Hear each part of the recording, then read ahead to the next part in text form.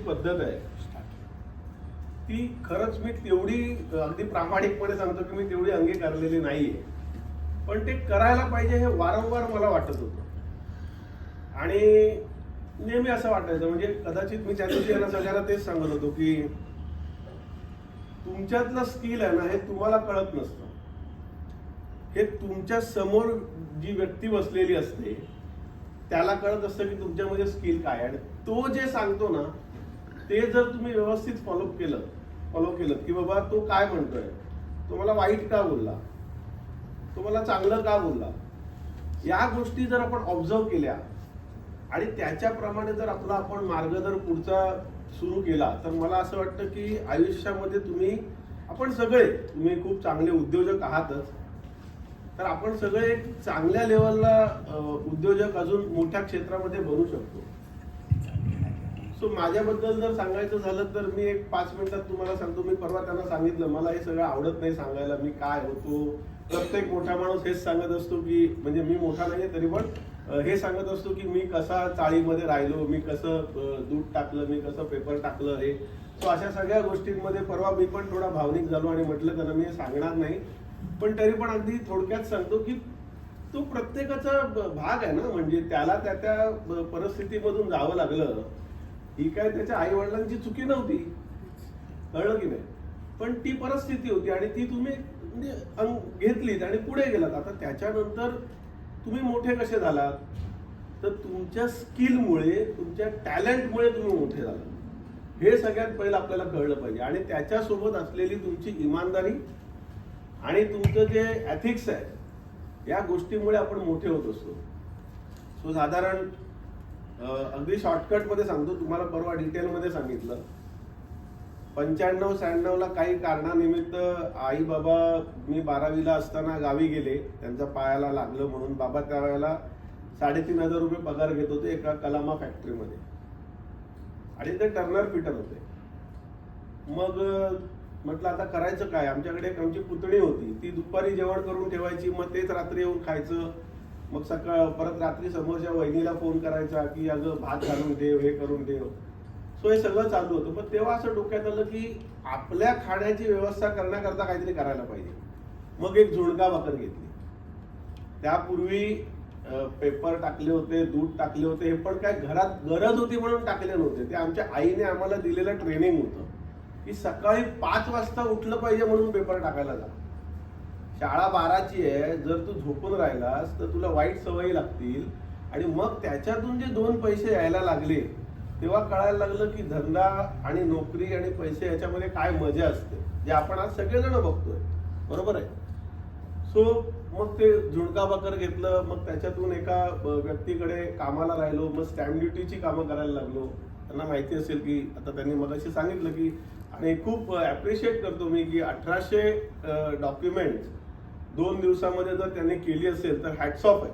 म्हणजे तुम्हाला माहिती नसेल हे केवढं मोठं स्किल आहे, पण मी त्या क्षेत्रातून गेलेलो आहे आणि कदाचित तुम्ही त्या क्षेत्रामध्ये असाल तर अजूनही तिथे मी माझा एक ठसा उमटवलेला आहे त्या क्षेत्रामध्ये स्टॅम्प ड्युटीचा. हा ठसा उमटवण्याच्या मागचं कारण आहे की ट्रस्ट, जे मगाशी यांनी सांगितलं की तो ट्रस्ट जो असतो ना हा तुम्हाला समोरच्याचा संपादन करावा लागतो. सो कोणाशी तुम्ही जेव्हा व्यवहार करता तेव्हा तो तुमच्यावरती सुरुवातीला एक विश्वास ठेवतो, चल ठीक आहे कर. मग त्याच्या विश्वासाला जर आपण तडा जाऊन दिला नाही, म्हणजे तुम्ही आज जे सगळ्यांना एकमेकांना कॉन्टॅक्ट पास करताय, हे करताय, सगळं करताय, बरोबर आहे, तो तुम्ही तुमची जर व्यवस्थित तिथे जर त्याला सर्व्हिस दिली, तुम्ही तुमचं शेवटपर्यंत चांगलं देण्याचा जर प्रयत्न केला तर मला वाटतं त्या माणसाला देखील अजून तुम्हाला 4 कॉन्टॅक्ट द्यायला काही प्रॉब्लेम नाही. तसंच झालं. त्यामुळे मला माझे कॉन्टॅक्ट वाढत गेले. मग त्याच्यानंतर एक कलेक्टर भेटले, त्यांनी मला मी मगाशी जे म्हटलं की एक समोरचा माणूस तुम्हाला हिंट देत असतो की तुम्हाला काय करायला पाहिजे. त्याने एक साधारण हिंट दिली की तुला डेव्हलपर व्हायला पाहिजे. तर मी म्हटलं साहेब ती सही करा फाईल, मला त्याच्यामध्ये पैसे मिळणार आहेत आणि मी जातोय, टाइमपास बंद करा. पण घरी गेल्यानंतर मी विचार करत राहिलो की ही व्यक्ती कलेक्टर मला असं का बोलला. मी माझ्या अग्रलेखामध्ये आणि ह्याच्यामध्ये सगळ्यामध्ये इंटरव्ह्यूमध्ये लिहिलेलं आहे, तर ते मला असं का बोलले. मग तिथून जी सुरुवात झाली की डेव्हलपर व्हायला पाहिजे. मग अलिबागला एक बिल्डिंग बनवली. त्याच्यानंतर 2012ला पुन्हा इकडे परत सुरुवात केली. आणि साधारण 2014ला आम्ही रिडेव्हलपमेंट या क्षेत्रामध्ये सुरुवात केली. माझे एक पार्टनर आहेत, डायमंड मर्चंट आहेत, त्यांना सांगितलं, त्यावेळेला मी त्यांच्याकडनं 18% व्याजाने पैसे घेतले 2014 मध्ये. पण मी पैसे घेतले, पण त्यावेळेला माझ्या बॅक ऑफ द माइंड मध्ये ती कॅल्क्युलेटेड रिस्क होती, कारण त्यावेळेला मी स्टॅम्प ड्युटी मधून जमवलेले काही पैसे किंवा काही ऍसेट माझ्या सोबत होतं. सो तुम्ही म्हणाल की 18% व्याजाने यांनी धंदा केला, असं नाहीये. समोरच्याला जर मी 5 वर्ष किंवा 6 वर्ष जर पैसे परत देऊ शकलो नाही आणि त्याचे जर पैसे डबल झाले, तर माझं जे कॅपिटल आहे त्याच्यातून मी त्याचं व्याजासकट एवढे पैसे परत देऊ शकतो आणि मी त्याचा विश्वास संपादन जो केलेला आहे तो तसाच ठेवू शकतो. या तत्वावरती मी ते गणित 18%चं त्याच्याबरोबर केलं. देवाच्या कृपेने सगळं चांगलं झालं. मी एक पुस्तक वाचलं होतं, त्याच्यामध्ये एक चॅप्टर होता, जिंकावे कसं. हे तुम्ही जर मिळालं पुस्तक तर वाचा, हे चांगलं पुस्तक आहे.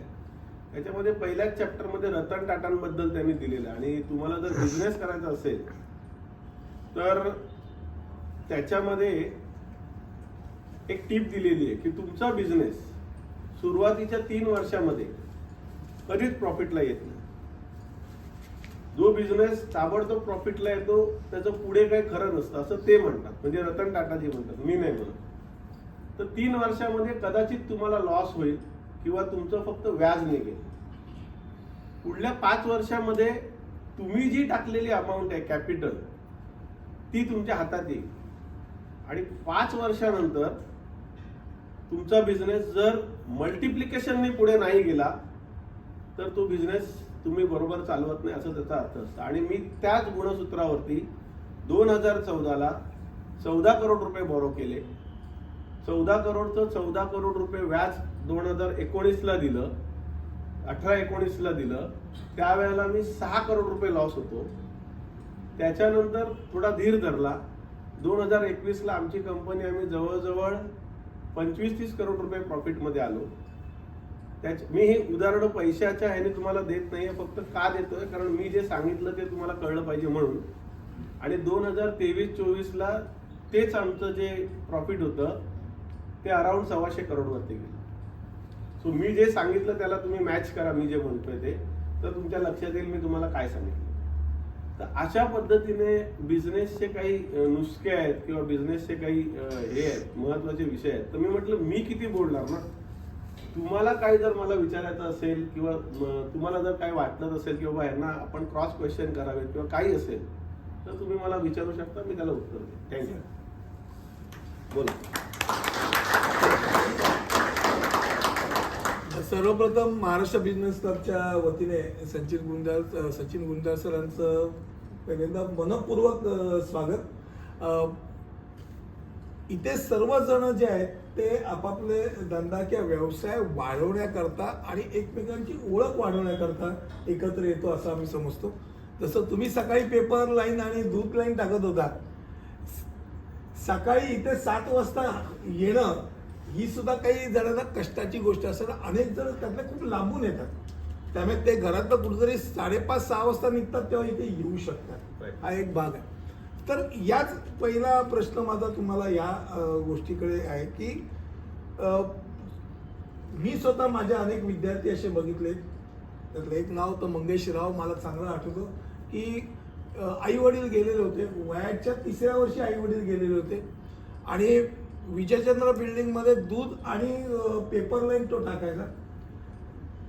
आई वडील नाही, तो पोरगा ग्रॅज्युएट झाला, डबल ग्रॅज्युएट झाला आणि त्याच बिल्डिंग मधल्या अनेकांना तो ट्युशन घ्यायचा.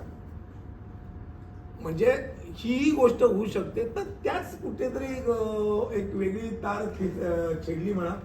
दूध लाईन पेपर लाईन टाकत असताना त्याच चाळीचा पुनर्विकास करणं, याकडे तुम्ही जर तुमच्या स्वतःकडे जर बघाल तर हा प्रवास कसा काय तुम्ही करू शकला.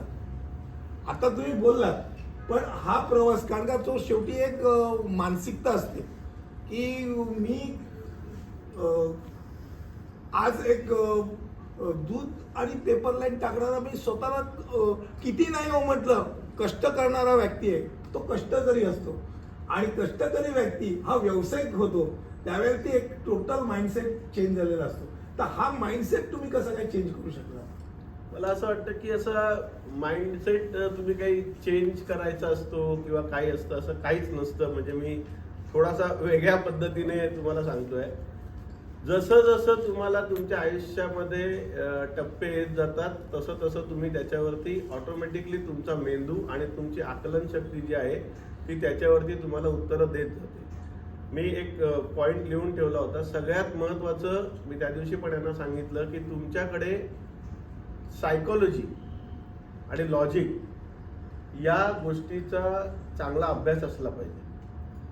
बिझनेस म्हणजे काय हे समजण्याकरता तुम्हाला समोरच्या व्यक्तीची सायकोलॉजी रीड करता आली पाहिजे आणि सायकोलॉजीला उत्तर देण्याकरता तुम्हाला तुमचं लॉजिक चांगलं असलं पाहिजे. या दोनच गोष्टी मला असं वाटतं की तुमचा बिझनेस चांगला करू शकतो. आता कोणी साड्यांचा व्यवहार करत असेल, कोणी काय करत असेल, तर या व्यक्तीला काय आवडू शकतं हे जोपर्यंत मला कळत नाही, त्याचा रंगढंग किंवा तिची ठेवण कशी आहे हे तिच्या अटायरवरून किंवा ह्याच्यावरून जोपर्यंत मला कळत नाही तोपर्यंत मी तिला अख्खं साड्यांचं कपाट रिकामं केलं तरी ती बोलणार तिकडची दाखवा. मग तिकडची दाखवा ही पहिली दाखवली गेली पाहिजे. ही जी आपली एक शक्ती आहे आपल्यामध्ये देवाने दिलेली ती आपल्याला वापरली पाहिजे. मी तुमच्या प्रश्नाकडे येतो. तसंच आहे, पेपर टाकले हे टाकले. मी त्या शाळेमध्ये होतो. आज तिथे जवळजवळ 90 ब्राह्मण राहतात आणि विजयनगर सारख्या 500 ब्राह्मणांच्या ह्याच्यामध्ये मी ती सोसायटी रिडेव्हलपमेंट करतोय. बरोबर आहे. पण हे काही मला तेव्हा माहिती नव्हतं ना की मी हे करणार आहे म्हणून. तो त्यावेळेचा काळ होता. त्याच्यानंतर मी त्यांना सांगितलं की त्या मध्यंतरी मला एक माझा भाऊ होता, चुलत भाऊ, त्याने मला एक फटाक्यांचा मी त्याला म्हटलं बिझनेस करायचा आहे. त्याने मला 2000 रुपये दिले इयत्ता 10वी मध्ये असताना. कारण बिझनेसच करायचा आहे माझ्या डोक्यात होतं पहिल्यापासून. सो 2000 रुपये दिले आणि त्या दिवाळीमध्ये मी त्या 2000चे 7,000 रुपये केले.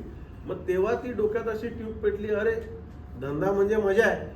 कारण आपल्या मराठी माणसांना कुटुंबातून हेच सांगितलेलं असतं. माझ्या आईने मला काय सांगितलं होतं, धंदा म्हणजे नोकरी म्हणजे पाण्याचा झरा आणि धंदा म्हणजे धबधबा. त्यामुळे पाण्याचा झरा बरा जो कायम वाहत राहतो. तर मी आईला म्हटलं मग धबधबा येईल तेव्हा पाणी भरून ठेवायचं वर्षभराचं. आई पण माझ्याकडे बघायला लागली. तर म्हणजे हे तेव्हाच सांगतोय मी, कळलं की नाही. आणि इट्स अ फॅक्ट. आज तुमचा धंदा जर चांगला असेल आणि तुम्ही जर पुढच्या तुमच्या 25-30 वर्षाची किंवा 7 जन्माची जर तुम्ही 7 पिढ्यांची जर व्यवस्थित व्यवस्था करून ठेवली तर कसे काय तुम्ही फेल होऊ शकता. मला असं वाटत नाही की आपण आपली रिस्क घेतो आणि आपण फेल होत असतो. त्यामुळे तिथून तिथली जी जर्नी आहे ना, आता प्रत्येकाला मी बघितलं तुमच्या याच्यामध्ये पण प्रत्येक जण आज 50 लाखाचा धंदा करतोय. कोणी 5 करोडचा करत असेल, कोणी 50 करोडचा करत असेल. ती स्टेप आहे 500 करोडचा धंदा करण्याची. ऑटोमॅटिकली तुम्हाला तिथे ती घेऊन जाते. तुमच्या व्यक्तिमत्वात बदल आणते, तुमच्या राहणीमानात बदल आणते, तुमच्या बोलण्यात बदल आणते. इतकंच नाही तर तुमच्या वाक्चातुर्यात पण बदल आणते. एक गोष्ट तुम्ही आता बोललात, माइंडसेट हा एक महत्वाचा भाग होता.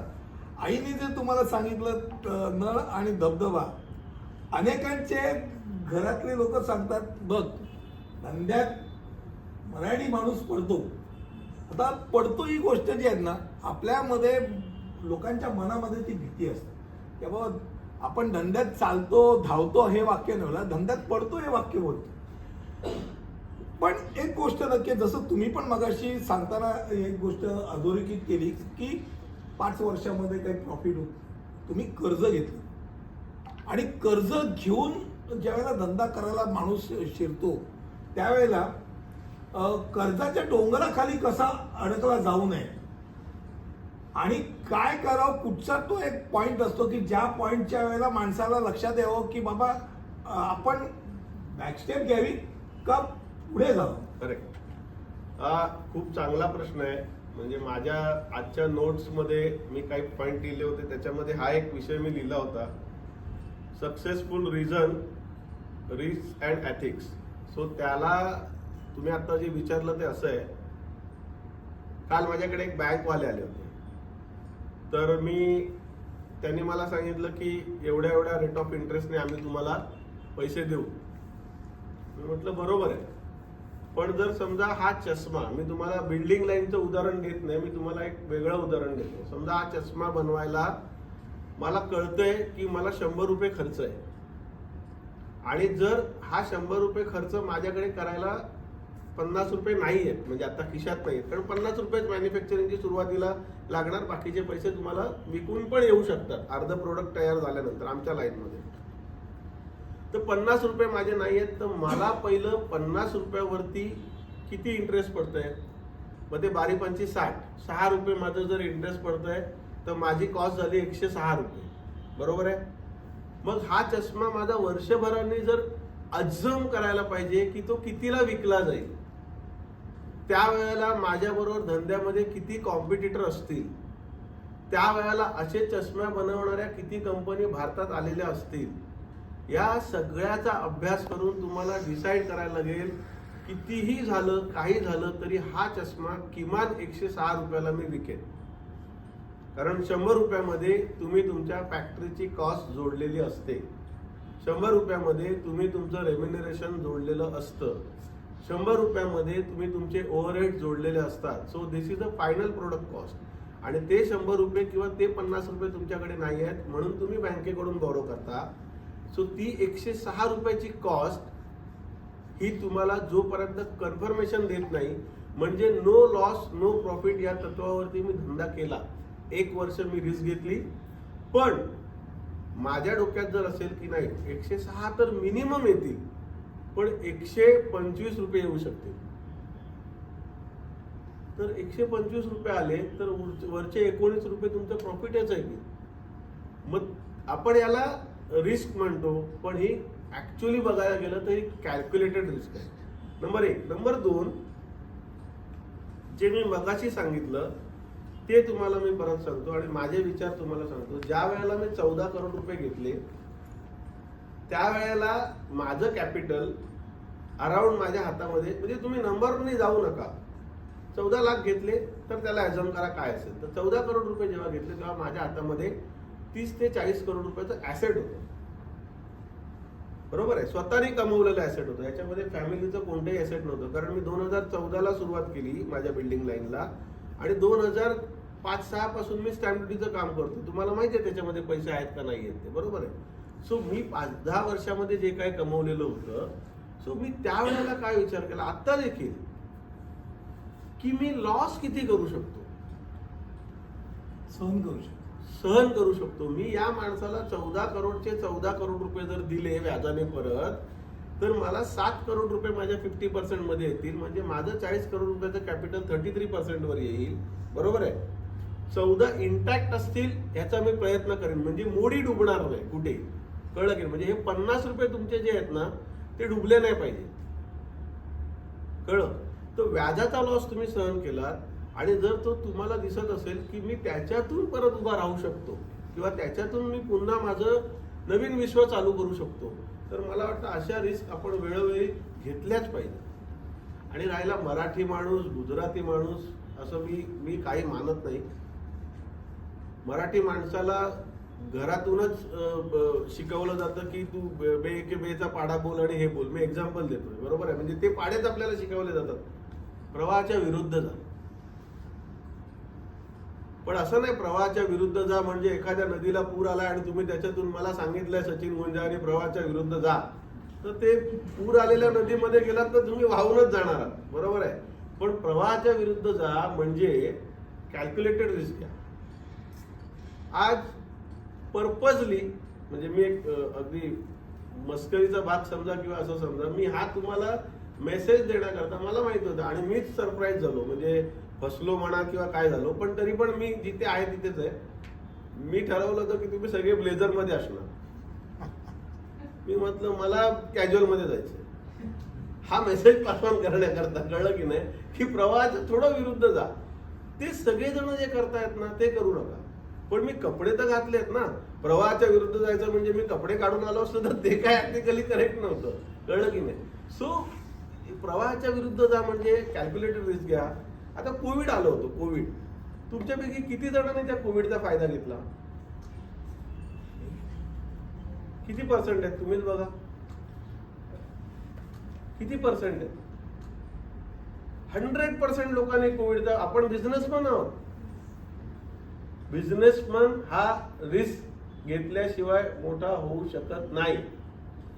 म्हणजे मी ही सगळी मोटिवेशन स्पीच ऐकतो, त्याच्यात ते बरत काय काय सांगतात, रिस्क हे ते, पण कॅल्क्युलेटेड रिस्क घेतल्याशिवाय आपण मोठे होऊ शकत नाही. ज्या वेळेला मी 2.5 महिने अलिबागला होतो, एक्झाम्पल देतोय म्हणजे त्याच्यातून तुम्हाला समजेल मी काय म्हणतोय ते. 2.5 महिने मी माझ्या गावी होतो, 2.5 ते 3 महिने, आणि रोज सकाळी आम्ही 8 किलोमीटर गावाला फेरफटका मारायचो, मी आणि मिसेस. रोज संध्याकाळी 8 किलोमीटर मी समुद्रावर फेरफटका मारायचो. 8 किलोमीटर जेव्हा सकाळी गावामध्ये फेरफटका मारायचो तेव्हा मी विचार करायचो की आपलं गाव किती सुंदर आहे, बरोबर.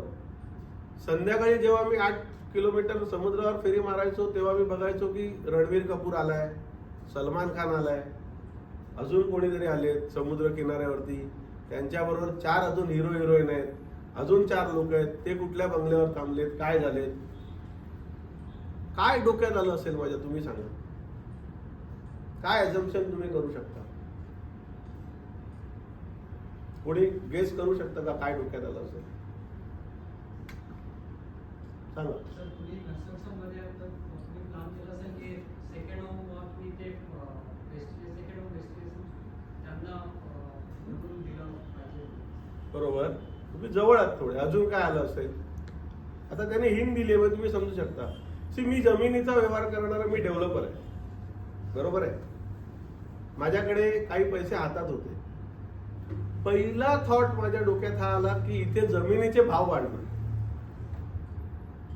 आणि एक्झॅक्टली त्यावेळेला सगळेजण घाबरलेले होते की सगळं संपलं, म्हणजे आयुष्यच संपलं, सगळं डुबणार, हे होणार ते होणार. मी 3 महिन्याने आलो इकडे.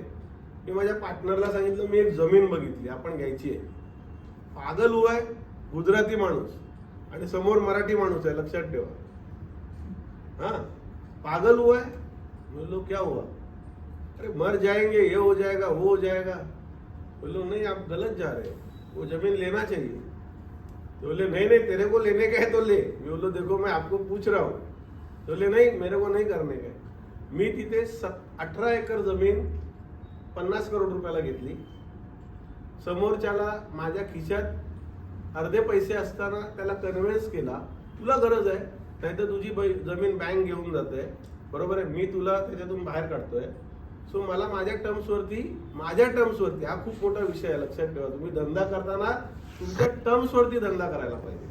Wien you are able to a good deal, त्यावेळेला तुमच्या हातात पैसे असतील किंवा काय असेल तेव्हा तुम्ही तुमच्या टर्म्सवरती धंदा करायला पाहिजे. आणि तो टर्म्सवरचा धंदा आहे ना, म्हणजे याला धंद्यामध्ये असं म्हणतात की तुमची परचेसिंग कॉस्ट चांगली पाहिजे. तो ती जर तुमची स्ट्रॉंग असेल ना तर तुम्ही पुढे जग जिंकू शकता. सो मी त्याला सांगितलं की माझ्या टर्म्सवरती मला तुला जमीन द्यावी लागेल. मी ती जमीन घेतली. त्याच्यानंतर पुन्हा एक 6 महिन्यांनी दुसरी जमीन आली, ती घेतली. माझ्याकडे पैसे नव्हते त्यावेळेला, पण मी पैसे थोडे बॉरो केले. कोविडचा काळ चालू आहे आणि मी पैसे बॉरो करतोय. आणि त्याच्यानंतर इमिजिएट 2 वर्षानंतर मी ज्या जमिनी XYZ म्हणजे ज्या प्राइसला घेतल्या होत्या त्याचे भाव आता 4 ते 5 पट आहे. म्हणजे ती 50 करोडची जमीन आज किती करोडची झाली. So that is a risk. अच्छा, वस कम वस काय झालं असतं, मला माहिती होतं की माझं गाव आहे, अर्धे पैसे त्याला दिलेले आहेत, बाबा माझी चुकी झाली, अर्धी जमीन दे, व्यवहार अर्ध्या जमिनीचा पूर्ण करूया, विषय संपूया. आपल्याला आपलं ऍसेट तिथे काय करायचं असेल ते करू ना, आपण शेती करू किंवा अजून काय करू. म्हणजे एका वेळेला बिझनेसमॅनचा जो अँगल आहे ना, तो मला असं वाटतं की 360 डिग्री पाहिजे. एका आपण म्हणतो ना, एका ह्याच्यामध्ये बघितलं पाहिजे. बिझनेसमॅन 360 डिग्री बघितलं पाहिजे. आजचं मार्केट काय आहे, मग त्याला रिलेटेड मी काय करतोय, मग उद्या काय होईल, मग असं झालं तर असं काय होईल, मग तसं झालं तर तसं काय नाही होणार, आणि मग तसं नाही तसं झालं तर काय होईल, आणि ह्याच्यानंतर सगळं मायनस मध्ये झालं तरी माझा लॉस किती होईल. ज्या दिवशी तुम्ही तुमचा लॉस बुक करायला शिकाल ना, म्हणजे बिझनेसमॅन, त्या दिवशी तुम्ही शतपटीने पुढे जा. खूप खूप वेगळी जंप असेल ती. कारण तुम्ही मनामध्ये डिसाईड केलेलं आहे की मला एवढा लॉस होणार आहे आणि तो लॉसच्या ऐवजी जर प्रॉफिट झाला तर तुमच्यामध्ये अजून स्फुरण येणार. पण ज्या वेळेला आपण डिसाईड करतो की नाही मी हा धंदा करणार आणि मला ह्याच्यातनं एवढा प्रॉफिट होणार आहे आणि तो जेव्हा तुमचा लॉसमध्ये मेक होतो किंवा तेव्हा जेव्हा लॉसमध्ये जाता तेव्हा तुम्ही डिप्रेशनमध्ये जाता, तेव्हा तुम्ही प्रेशरमध्ये जाता, मग त्याच्याकरता अजून वेगळी गोष्टी तुम्ही बॉरो करता. या सगळ्या गोष्टी ऑटोमॅटिकली होतात. तर पहिलं मेंटली प्रिपेअर राहा की मला एवढं मी विन विन सिच्युएशनमध्ये एवढा बाहेर पडू शकतो किंवा माझा प्रॉफिट एवढाच होईल. गमतशीर गोष्ट म्हणजे हा एक प्रश्न विचारणार होतो, त्याचं बऱ्यापैकी उत्तर तुम्ही मध्ये देऊन टाकलं. कारण का मगाशी तुम्ही उल्लेख केलात की कोविडमध्ये अनेकांना आपला चालू धंदा तर होतच नाही, जे कामगार सगळे आपण पुट ऑफ केलेले आहेत आणि अशा वेळेला काय करायचं, नुसतं घरात बसून धंदा तर होऊ शकत नाही.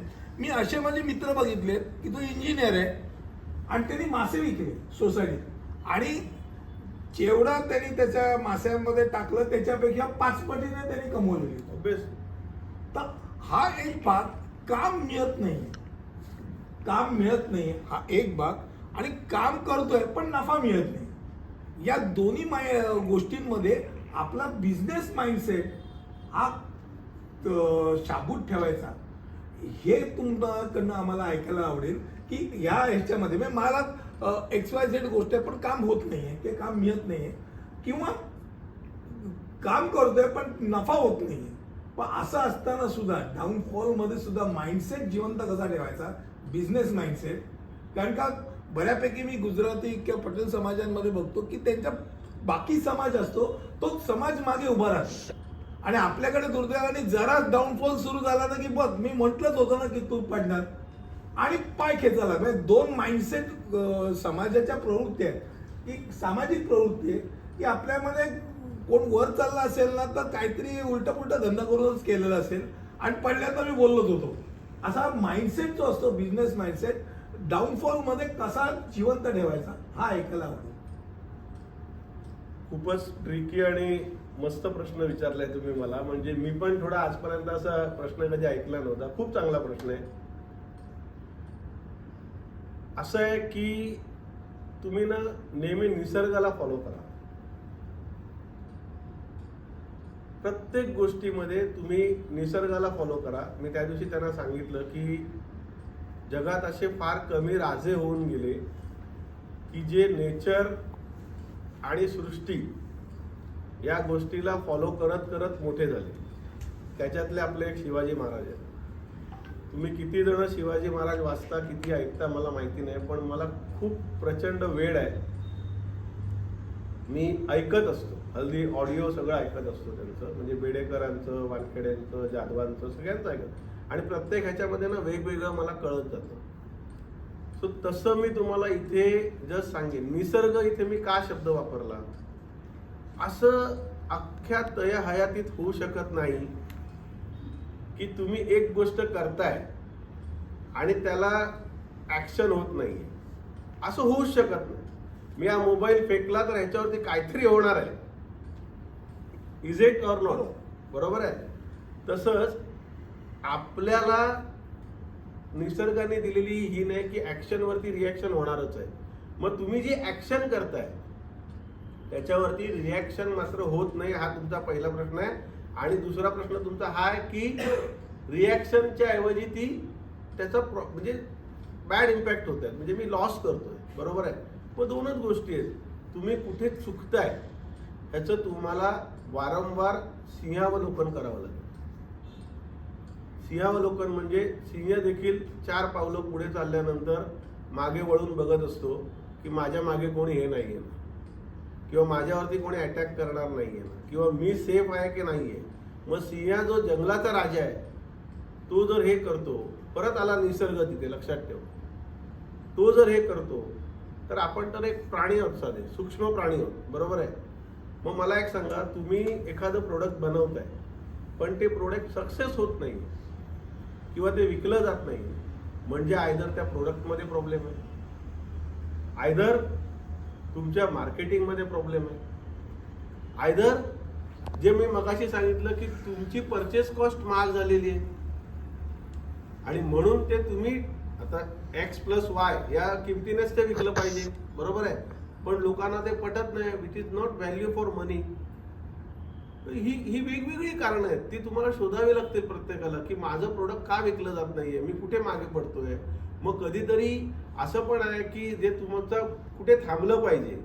सो तो एक सट्टा आहे. बिझनेस हा एक थोडासा सट्टा बाजार सारखाच आहे. जसं मनोजनी मगाशी सांगितलं की आमच्याकडे असं आहे, म्हणजे ते शेअर मार्केटचं करतात. सो तुम्हाला कुठेतरी ते गँगरिंग कापायला पाहिजे.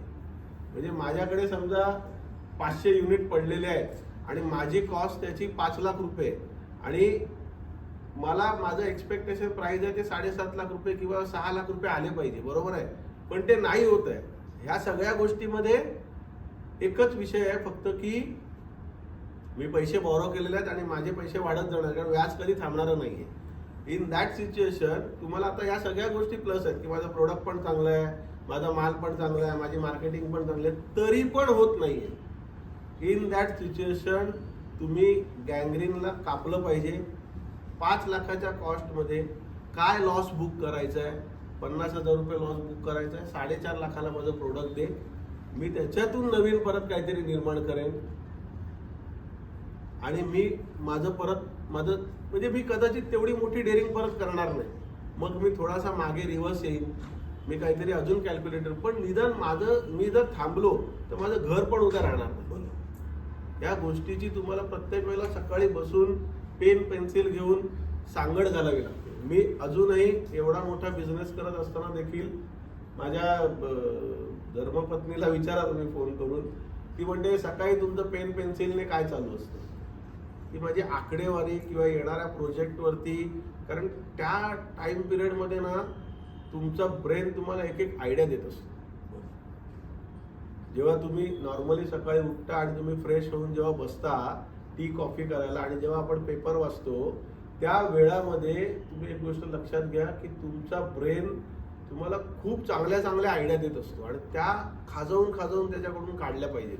मग ती आपल्याकडे असलेल्या पैशाची व्यवस्था असू दे, आपल्याकडे असलेल्या मालाचं नियोजन असू दे, आपण करत असलेल्या प्रोडक्टचं नियोजन असू दे, या सगळ्या गोष्टीची तुम्हाला माहिती देत असतो. आणि ही जी आत्ता तुम्ही विचारलेला प्रश्न आहे तो तुमचा ब्रेनच तुम्हाला त्या दिवशी सकाळी सांगेल की नाही सचिन, आपल्याला 4.5 लाखात पण मटेरियल आज विकलं पाहिजे आणि आपल्याला स्टॉप लॉस करायला पाहिजे. त्याला तुमच्या भाषेत स्टॉप लॉस म्हणतात ना, करेक्ट. म्हणजे तो शब्द कुठून तरी आलाय ना, तो का आला. जर लॉस हा विषयच नसता किंवा हे प्रोडक्ट जर असं विकायचं नसलं तर हा एवढ्या मोठ्या तुमच्या धंद्यामध्ये हा शब्द आपल्या का आला असता, स्टॉप लॉस. कळलं की नाही. सो देर इज अ प्रत्येक गोष्टीला काहीतरी रिलेटेड हे रिझन्स आहे.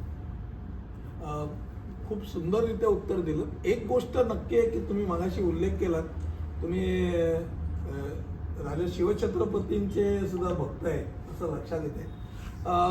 महाराष्ट्राचं ते एक कुलदैवत आहे आणि संपूर्ण जिंकलेले किल्ले औरंगजेबांच्या दरबारात गेल्यानंतर अख्खं तह केल्यानंतर गेलेले असताना शून्यातनं परत माणूस कसा वरती जातो, त्याकरता छत्रपती शिवाजींचं आम्ही नक्कीच उल्लेख करतो. मी परवा तुम्हाला तेच सांगितलं ना, इथे मी थोडंसं तुम्हाला हे करतो. मी तेच विचारत होतो की टेकअवे म्हणतो आपण, तर आम्हाला तुमच्याकडनं ऐकायला आवडेल ॲज अ बिझनेसमॅन सगळे आम्ही या प्लॅटफॉर्मवरती की राजा शिवछत्रपती राजांकडनं काय आम्ही शिकू शकतो या गोष्टी. टेकअवे आपण सगळेच जण. आणि मी तुमच्यासारखाच एक शिकणाराच माणूस आहे, त्यामुळे संध्याकाळी झोपताना रात्री रोज तुम्ही अर्धा पाऊण तास आहे ना, ते जे राजांची जी एक प्रत्येक हे असते ते ऐका, किंवा श्रीमान योगी ऐका. श्रीमान योगी खूप वेळ लागेल ऐकायला तुम्हाला, किंवा संभाजी ऐका. तुमच्या लक्षात येईल की ही फॅमिली बिझनेसशी किती रिलेटेड होती. आपण त्यांना फक्त राजे आणि या सगळ्या अँगलनी बघतोय ना. अहो जो माणूस, मी त्यांना परवा सांगितलं अगदी नंबर वाईज घेऊ नका, मी तेवढा काही इतिहासकार नाहीये, पण जो माणूस 52 वर्ष जगला, जो माणूस, कालच रात्री मी ऐकलं की त्यांना शहाजी राजांनी बंगलोरला वयाच्या 6व्या वर्षी राजमुद्रा घेऊन बंगलोरला ते राहायचे आणि 6व्या वर्षी त्यांनी महाराष्ट्रात त्यांना पाठवलं वतन सांभाळायला. 6व्या वर्षी शिवाजीराजे 6 वर्षाचे आहेत आणि जिजामाता त्यांना घेऊन आली आणि तेव्हा त्यांना देताना फक्त त्यांना एक राजमुद्रा दिली होती. म्हणजे जे आज आपण राजमुद्रा बघतोय ती शहाजी राजांनी दिलेली आहे. मी काल ऐकलंय, बरोबर आहे, ते कन्फर्म मला माहिती नाही, पण ते असं ऐकलं मी. सो जो माणूस 6 वर्षाचा असताना ते केलं, 14 वर्षाचा, 15 वर्षाचा, 16 वर्षाचा असताना त्याने राजाच्या एका पाटलाचे हातपाय कापून हे चौरंग केला, बरोबर आहे, त्याची डिसिजन मेकिंग पॉवर काय आहे? 35व्या वर्षी त्या माणसाला ऐकत नाही म्हणून वेगळ्या पद्धतीने जेरबंद करून किंवा दाबून मुरून मटकून त्याला दिल्लीला नेण्यात आलं, म्हणजे यायला भाग पडलं तह करून, बरोबर आहे. त्याच्यानंतर येऊन राजे 4 वर्ष शांत राहतात, म्हणजे त्यांचं वय झालं 39 कमीत कमी. तेव्हा त्यांच्याकडे अगदी मोजके काहीतरी 5-25 किल्ले होते आणि त्याच्यानंतर जेव्हा त्यांचा देहांत झाला त्यावेळेला राजांकडे 265 किल्ले होते. म्हणजे हा स्पीड आपण बिझनेस मध्ये जर विचार केला तर स्पीड काय आहे? किल्ला, तर किल्ला बघितल्यानंतर आपल्याला कळतं की हा कसा बांधला असेल. त्या राजांनी तो 10 किल्ले एका वर्षाला, 10 पेक्षा जास्त ऍव्हरेज होईल 15 वर्षामध्ये 150-200 किल्ले.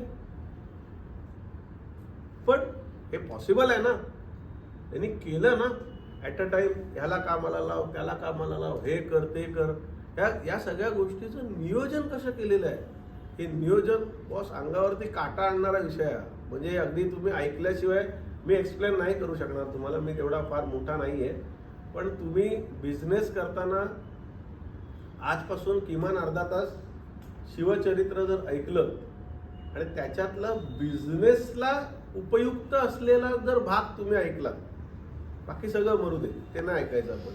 पण जेवढा बिझनेसला उपयुक्त आहे, कारण आपण आज बिझनेसवरती चर्चा करतोय, तो जर तुम्ही ऐकलात ना तर तुम्हाला कळेल की राजांकडे काय पॉवर होती आणि त्यांनी कसं सगळं उभं केलं.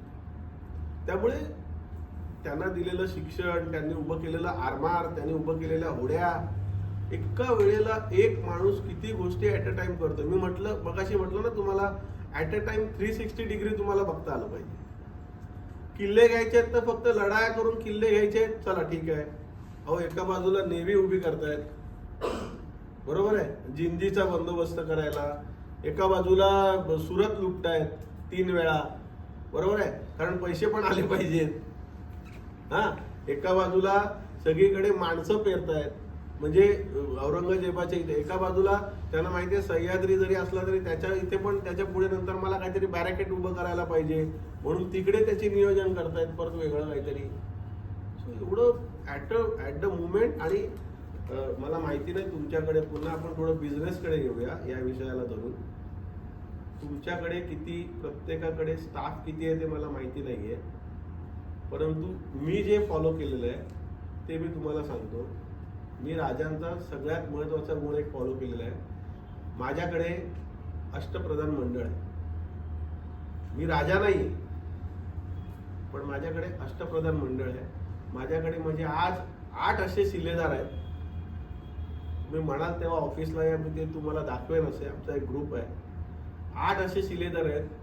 वय वर्ष 20-25 वर्षाची पोरं आहेत, 30-35 वर्षाची त्याच्यामध्ये आहेत. माझे सगळे रिलेटिव्ह आहेत, गुजराती पण आहेत, सगळे आहेत. तुम्ही बिलीव्ह नाही करणार, मी घरी झोपलेला असतो आणि ते लोक 200-400 करोडचे प्रोजेक्ट एकटे सांभाळतात. मी झोपलेला असतो म्हणजे तसा झोपलेला नसतो, पण ते लोक ते प्रोजेक्ट हँडल करतायत. माझ्याकडे एक मुलगा आला होता 19व्या-20व्या वर्षी, श्रील म्हणून. त्याची कॅपेबिलिटी आज 27 वर्षाचा मुलगा आहे. तो आज 400 करोड रुपयाचं हे जे प्रोजेक्ट आहे ना चंद्रशेखर, हे तो एकटा सांभाळतो. माझा भाचा आहे 36 वर्षाचा, तो 400 करोडचं दुसरं प्रोजेक्ट सांभाळतो. अजून असे 4 जण आहेत जे 200-300 करोड रुपयाचे प्रोजेक्ट सांभाळतो. हे कधी होऊ शकतं शक्य? मी एकटा हे करूच शकलो नसतो. त्यामुळे तुम्ही हे उभं करायला पाहिजे. सगळ्यात महत्वाची गोष्ट आहे ज्याच्यामुळे सचिन गुंजाळ मोठा झालाय, that is a man power.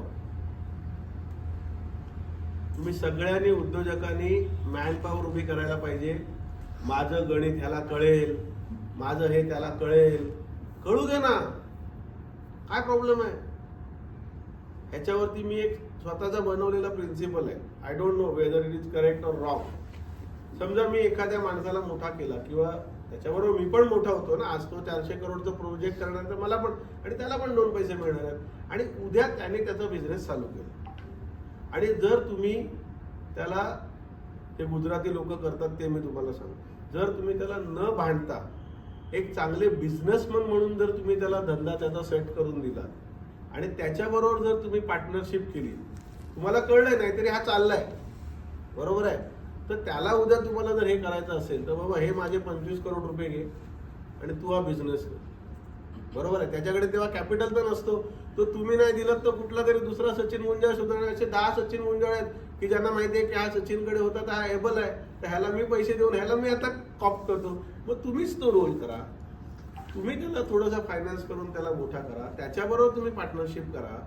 आता ह्याच्यामध्ये गंमत काय आहे की ज्याला तुम्ही मोठा केलेला आहे ना, तर 100रातली कदाचित 70-75% उदाहरणं अशी असतात, आपण ऐकतो की याला मोठा केला, मग याने माझ्यावरती वार केला, हे केलं, ठीक आहे, पण मला चान्सेस काय आहेत ज्याच्याकरता मी काही केलेलंच नाहीये, बरोबर आहे, आणि उद्या जर मला म्हातार वयात जर समजा 5-50 लाख रुपयाची गरज पडली, बरोबर आहे, तर मी तो मला का म्हणून देईल, तो देऊच शकत नाही, कारण मी त्याच्याकरता, पण ज्याच्याकरता मी केलेलं आहे असे 10 जण आहेत, असे 10 जण आहेत. आणि मी त्या 10 लोकांकडे जर विचारलं अरे काय होऊ शकेल का, किमान त्यातले 2 लोक तरी बोलतील की सरांनी आम्हाला त्यावेळेला मदत केलेली आहे, माझी घरं करून दिलेली आहेत, सगळं करून दिलेलं आहे, बॉस मला काही करून, माझ्याकडे पैसे आहेत तर मला या माणसाला मदत करायला पाहिजे. मग तुम्हाला कामाला कोण आला, जे झाड तुम्ही लावलं तेच तुम्हाला कामाला आलं ना, सावली करता. हे प्रिन्सिपल सगळ्या उद्योजकांनी फॉलो करायला पाहिजे. मी कितीतरी मराठी उद्योजक बोलतो, सॉरी टू से, राग मानून घेऊ नका, आपण माणसंच बनवत. सर मी याच्याचकडे वळतो 2 मिनिटं.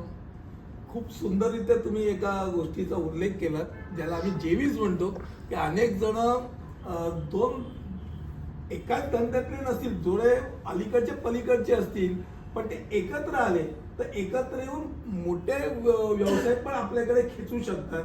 आणि छोट्याच व्यवसायामध्ये मीच फक्त करणार, म्हणजे मीच शटर उघडणार, मीच साफसफाई करणार, मीच डेस्कवरती बसून स्वागत करणार आणि मी त्याला धंदा लागवणार, म्हणजे मी स्टाफचा पैसा वाचवला पण मी मोठा झालो का, हा मोठा प्रश्नचिन्ह असतो. आणि अनेक जण जे माझ्याकडे येतात त्यांना तो अनुभव आला. मी तुम्हाला मगाशी उल्लेख केला 1800 मी करू शकलो, बॉस माझ्याकडे माणसं नसती तर करूच शकलो नसतो, बरोबर. मी फक्त सही करत होतो, बाकी सगळं माझे किमान 8 जण बसवले होते, 4 वेगवेगळ्या टोकाला 2-2-2-2चे 4 सेट होते, मी फक्त सही करत होतो. आय वॉज हॅपी आणि कुठेही थकलेलो नव्हतो. त्यामुळे हा एक अनुभव फार वेगळा असतो.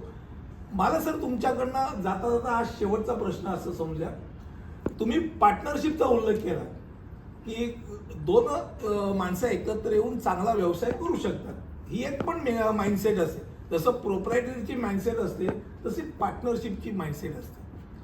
मगाशी तुम्ही तोही उल्लेख केलात की अनेकांना असं वाटतं की पार्टनरशिपमध्ये अरे जर पार्टनरने आपल्याला फसवलं तर, हाही एक मनामध्ये ती भीती असते.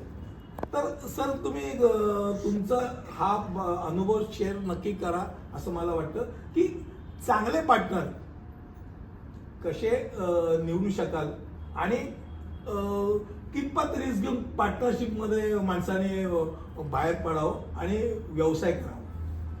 बघा असं आहे की तुम्हाला जर मोठं व्हायचं असेल तर कुठल्या तरी मोठ्या व्यक्तीबरोबर तुम्हाला टायप करावं लागतं किंवा येणाऱ्या ऑपॉर्च्युनिटीला तुम्हाला इनकॅश करावं लागतं.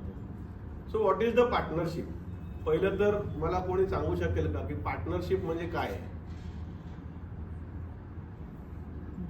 2 व्यावसायिक, एकाच्याकडे डोकं आहे एकाकडे पैसा आहे, दोघांकडे पैसे दोघांकडे डोकं आहे, पण एकत्र मोठी ऑपॉर्च्युनिटी घेऊ इच्छितात.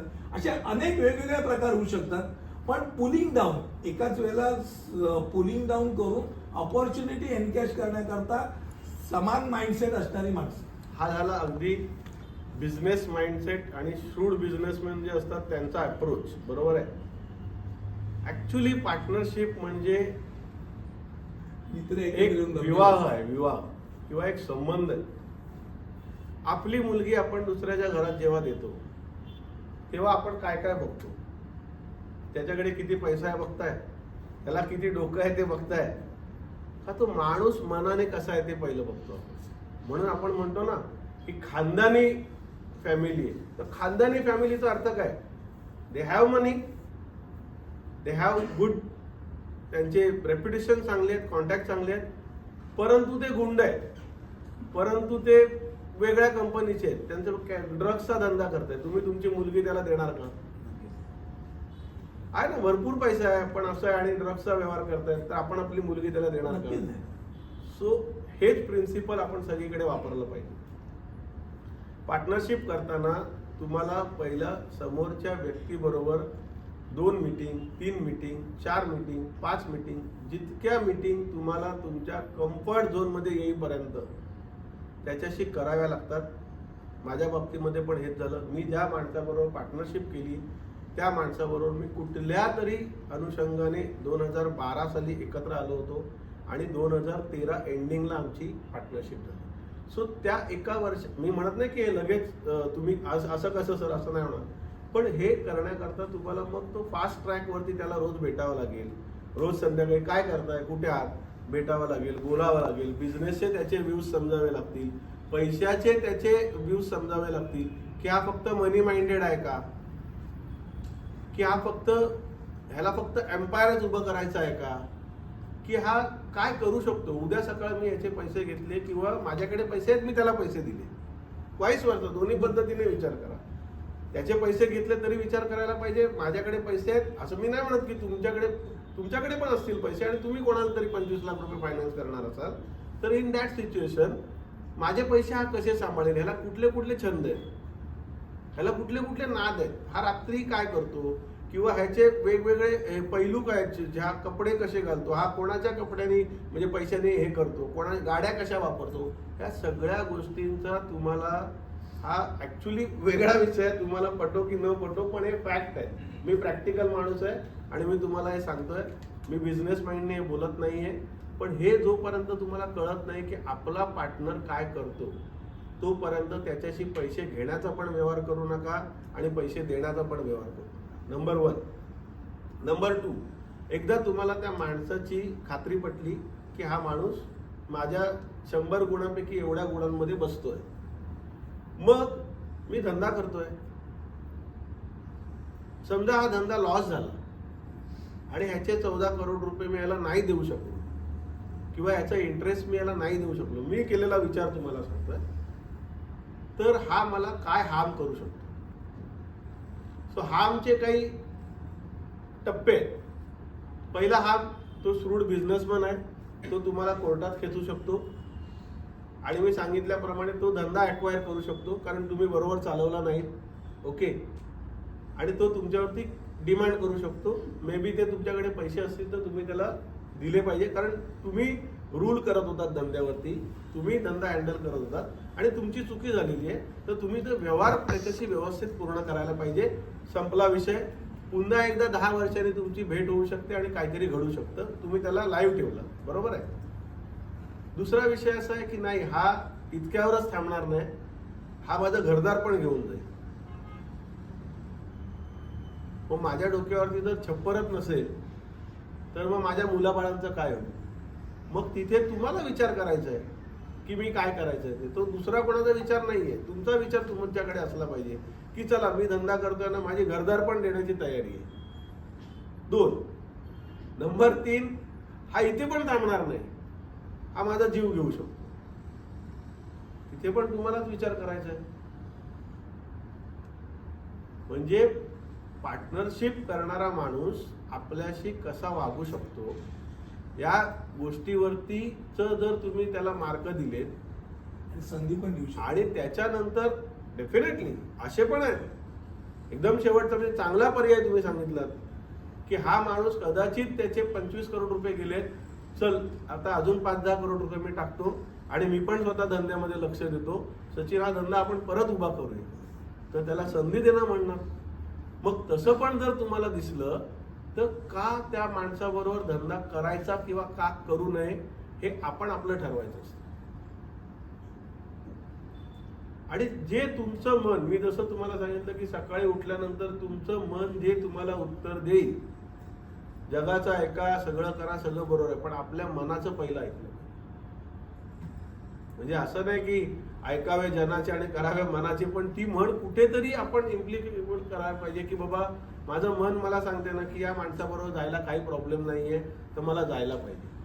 थोडं घरातल्यांचे विचार घेतले पाहिजे, आपण त्यांना विचारात घेत नाही आणि आपण काही गोष्टी नुसतं बिझनेसच्या अँगलने करतो. आता बिझनेसच्या बाहेर जाऊन बोलायचं झालं तर फक्त मला फ्रँचायझीज ओपन करायचे आहेत म्हणून मी इकडे टाकली, तिकडे टाकली, तिकडे टाकली आणि 5 वर्षांनी सगळं संपलेलं असतं आणि मग मला सुसाईड करायची वेळ. इन दॅट सिच्युएशन तुम्ही थोडी घरातल्यांची पण माहिती घ्या, what they are expecting from you. त्यांच्या नीड किती आहेत किंवा त्यांच्या गरजा किती आहेत किंवा त्यांची मतं काय आहेत. कदाचित ती मतं पण तुम्हाला वेळोवेळी कळत असतात. कारण मी एका मगाशी जे सांगितलं की तुम्हाला कळत नसतं की तुमच्यामध्ये काय ॲबिलिटी आहे, तसंच ज्या वेळेला तुम्ही त्याच्याशी धंदा करायचा विचार करताय ना, तेव्हा तुम्हाला त्याच्यातले फक्त चांगले पॉईंट दिसत असतात, पैसा दिसत असतो, त्याचं रेप्युटेशन दिसत असतं, त्यामुळे तुम्हाला निगेटिव्ह पॉईंट देत नाही. कधीतरी त्या माणसाला घरी बोलवल्यावर तुमच्या लक्षात येईल, तुमची मिसेस तो गेल्यानंतर सांगते की याच्याबरोबर धंदा करू नका किंवा करा, आणि ती गोष्ट ऐकली पाहिजे. ते बायकोचं ऐकणं असं म्हणत नाही, ती गोष्ट ऐकली पाहिजे. तो सिक्सेस आहे. आणि टू बी ऑनेस्टली स्त्रियांना जेवढा देवाने सिक्सेस दिलेला आहे तेवढा या धर्तीवरती कोणालाच दिलेला नाही. म्हणजे आपल्या मुलीला आपण जर टच केला, आपल्या मुलीला आपण जर टच केला तर तिला बापाचा स्पर्श कळतो आणि तिला प्रियकराचा पण स्पर्श कळतो. तिचे डोळे बांधा आणि तिला दोन्ही बाजूने तुम्ही 2 टच करा, तिला टच कळतो. ते सिक्स सेन्स आहे. आणि म्हणून म्हणतो पुन्हा निसर्ग आला इथे. निसर्गाने तुम्हाला जे जे दिलेलं आहे त्याचा पहिला वापर करा, त्या ब्रेनचा, त्या गोष्टींचा वापर करा. ऑटोमॅटिकली आपण काय करतोय माहिती आहे सगळेजण, एक 5 मिनिटं घेऊ ना. आपण काय करतोय माहिती आहे सगळेजण की फक्त बिझनेस बिझनेस बिझनेस या गोष्टीवरतीच फोकस करतो. Business with passion. आज मला मजा आली, तुम्ही काहीतरी वेगळे ड्रेसअप करून आलात, त्यांना ते प्राइज मिळालं, तर ते सुरुवातीला थोडंसं हे वाटलं, पण असं चेअरअप पण पाहिजे ना. मुन्नाभाई कोणतरी पाहिजे, त्याच्यामुळे एकदम वातावरण जे तंग होतं ते थोडंसं हॅपीनेस कडे वळतं, ते थोडंसं ह्याच्यामध्ये वळतं. हे सगळे पण ते चांगले आहेत. आणि तसंच तुम्ही पॅशन जेव्हा तुमच्या धंद्यामध्ये आणता, म्हणजे एखादी बाई, आता तुम्ही साड्यांचा बिझनेस करताय किंवा डर्मेटॉलॉजीचा करताय, शीतल तिचा सलूनचा आणि ह्याचा बिझनेस आहे सगळा, बरोबर आहे. तर तिने स्वतःला त्या अटायर मध्ये ठेवलं तरच समोरच्याला कळेल ना की बाबा ही प्रॉपर आहे. आणि म्हणजे साडी विकणाऱ्या बाईनीच जर साड्या उलट्या सुलट्या घातल्या तर तिच्याकडे कोण कसं जाणार. त्यामुळे तिचा ड्रेसअपच सुरुवातीला तसा पाहिजे. तसं आमच्या या चैतन्यवाल्या ताई आहेत, त्यांच्याकडे, त्यांनी माझं नाव नाही घेतलं, त्यांना नाव नसेल माहिती, राज ठाकरे आणि मोठे लोक आहेत म्हणून त्यांची नाव घेतली. पण मी नक्की एक दिवस एवढा मोठा होईल की तुम्ही माझं नाव घ्याल.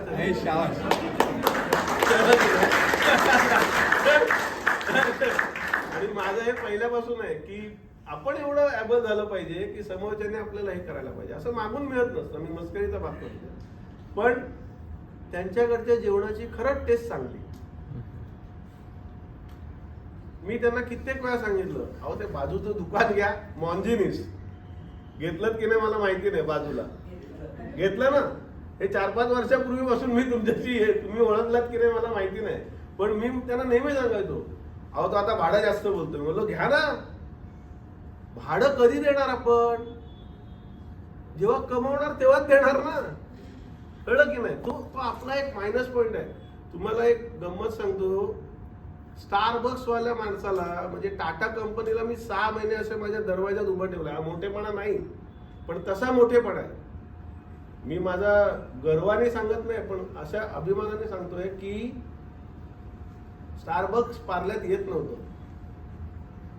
आणि मी त्यांना माझा मेल पाठवला की मी अशी एक बिल्डिंग डेव्हलप करतोय. कोविडचा काळ होता, तर त्यांनी म्हटले की पाठवा. तर त्यांनी म्हणाले की काय म्हणून तुम्ही सांगताय की आम्हाला हे. मी म्हटलं समोर 2 कॉलेजेस आहेत, तर म्हणे की त्याने काय होणार आहे, आमचं हे बसत नाही ते बसत नाही. असे ओके, तुम्ही एकदा बिल्डिंगचं एलिव्हेशन तर बघा. एलिव्हेशन बघितलं, थोडे पुढे आले. मग त्याच्यानंतर मी म्हटलं काय होणार आहे, तर मग मला ऑफर दिली. मी म्हटलं ठीक आहे, माझं काम चालू होतं. मी म्हटलं पोरांना की सगळ्यात पहिलं G+1चा मॉकअप तयार करा, लाईट्स लावा, हे लावा ते लावा, आणि त्यांच्या टीमला बोलवलं. एकदा संध्याकाळी 7:30-8ला साईडवरती या. ते जे त्यांनी असं बघितलं ना, they are getting mad. Sachin भाई ये प्रॉपर्टी चाहिए अपने को. बोलो देखता हूँ, बोलता हूँ मैं आपको. बोले अरे यार अभी तो आप ऐसा बात कर रहे थे. मैं बोला नहीं ऐसा नहीं, दूसरे से भी बात चल रहा है. बोले नहीं ऐसा नहीं, स्टारबक्स को आना है. तर मी त्यांना कंडिशन टाकली, मी स्टारबक्सला जागा देईन, पण टर्म्स कंडिशन काय असतील. तर मला म्हणाले की इतकं भाडं देऊ तितकं भाडं देऊ. म्हटलं नाही, माझी भाड्याची अपेक्षा ही आहे. मग नंतर माझ्यातला बिझनेसमॅन चालू झाला ना, तर मी म्हटलं भाड्याची अपेक्षा ही आहे. तर म्हणाले की नाही तो बहुत ज्यादा हो रहा है, इतना तो निकलेगा नहीं, ये नहीं वो नहीं. बोलो चलो रेव्हेन्यू शेअरिंग करते, आप कमाओगे तो मेरे को देना. समजा मला 5 लाख रुपये भाडं पाहिजे, तुम्ही म्हणताय की 3.5 लाखच भाडं निघेल, ठीक आहे. एवढा धंदा झाला तर 5 लाख परवडतंय ना, 3.5 कुठपर्यंत परवडतंय, 30 लाखापर्यंत परवडतंय. मग 30 लाखाच्या वरती रेव्हेन्यू शेअरिंग करा. तर मला बोलले टीम को पूछना पडेगा. बोलो पूछो. मग त्यांनी मला सांगितलं सचिन भाई यू आर द ग्रेट. मी बोललो क्या हुआ. तो उन्होंने ऊपर से बोला है कि आज तक हम लोग ने रेवेन्यू शेयरिंग खाली 3 जन को दिया है. दॅट टाइम एक शाहरुख खानला दिलं होतं, एक कुठल्या तरी चेंबूरवाल्याला दिलं होतं, तो पण असाच कोणतरी आहे. आणि म्हणतो 4थे का 5वे तुम्ही आहेत की ज्यांना कंपनी रेव्हेन्यू शेअरिंग मध्ये तयार झाली. म्हणजे मी जे मगाशी म्हटलं ना, मग तुमच्या टर्म्स वरती डील करा. अच्छा, तिथे माझे 2 भाव होते. मी त्यांना काय सांगितलं, प्रामाणिकपणे टाटा कंपनी आणि स्टारबक्स कंपनी आहे म्हणून मी येतोय आणि मी तुम्हाला या प्राइस वरती पण देईन, पण माझी इच्छा अशी आहे की 6 महिने तुम्ही असाच धंदा करा.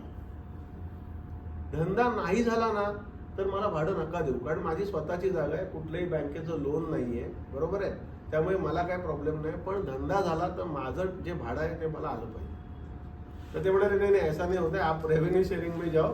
बोला ठीक आहे, कोई प्रॉब्लेम नाही.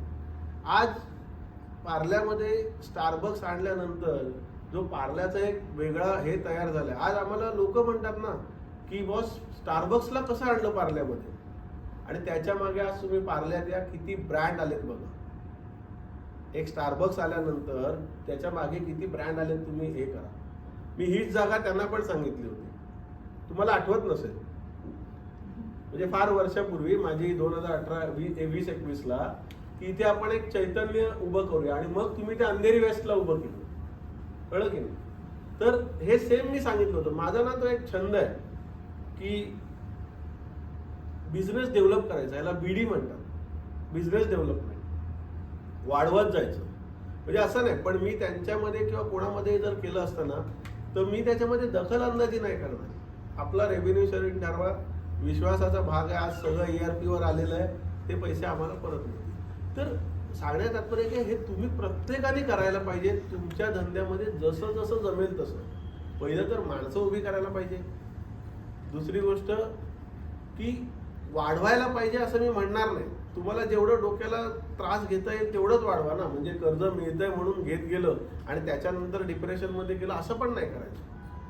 आपल्याला कळलं पाहिजे आपली कॅपॅसिटी किती आहे, आपण किती पैसे घेतल्यानंतर झोपू शकतो, किंवा आपल्या ब्रेनला जास्त त्रास होणार नाही, किंवा त्याच्यामुळे ही चिडचिड घरात होणार नाही, त्या चिडचिडीचा परिणाम मुलांवरती होणार नाही, किंवा मी रोजचे 4 पेग प्यायला लागणार नाही. या गोष्टीचा पूर्ण तुम्ही परत 360 डिग्री अंदाज घ्या आणि त्याच्याप्रमाणे व्यवसाय करा. व्यवसाय हा पॅशन, आणि ह्याने जर करत गेलात तर खूप मजा आहे व्यवसायामध्ये.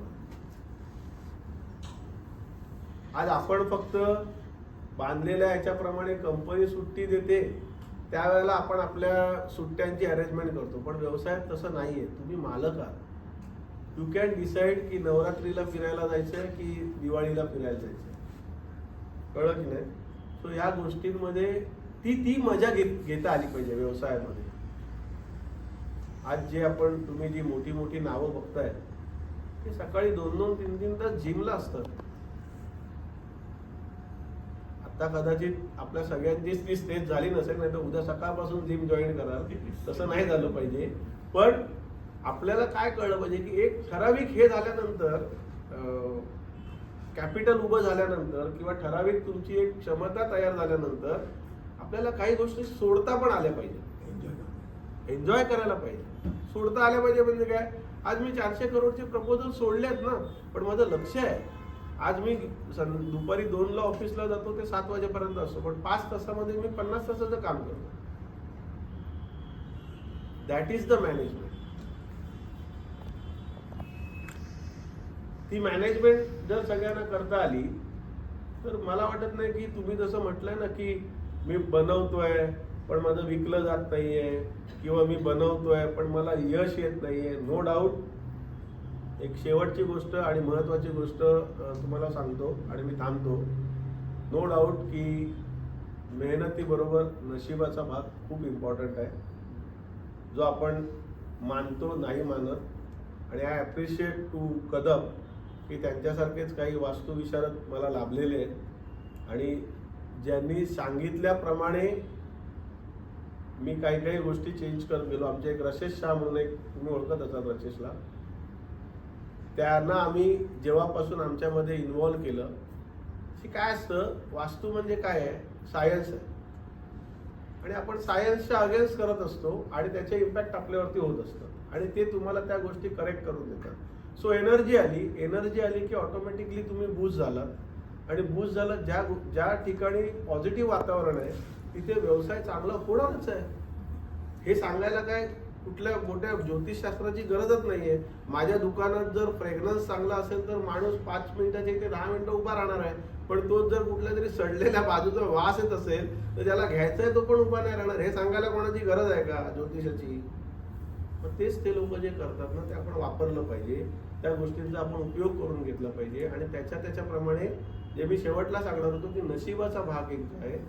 सगळ्यात महत्वाचं, माझं लग्न झाल्यानंतर माझं नशीब डायरेक्ट असं झालं.